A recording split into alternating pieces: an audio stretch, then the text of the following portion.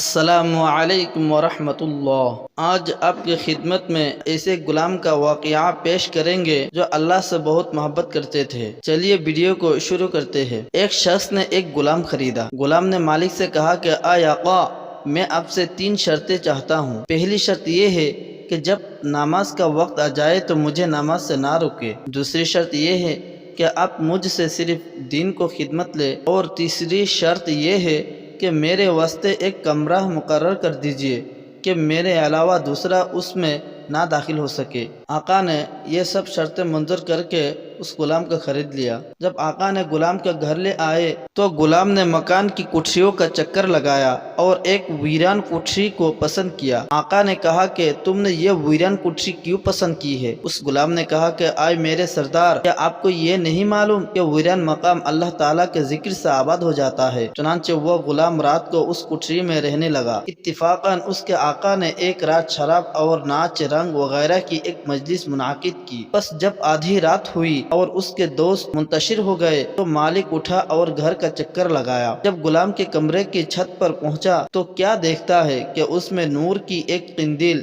یعنی بتی ہے جو اوپر سے نیچے کو لٹکی ہوئی ہے، اور وہ غلام سجدے میں ہے اور اپنے پروردگار سے دعا کر رہا ہے اور کہہ رہا ہے کہ اے میرے معبود، تو نے دین میں مالک کی خدمت میرے ذمہ واجب کر دی ہے۔ اگر میرے ذمہ یہ خدمت نہ ہوتی تو رات دن صرف تیرے ہی خدمت میں مشغول رہتا۔ اے میرے رب، تو مجھ سے معذور رکھ۔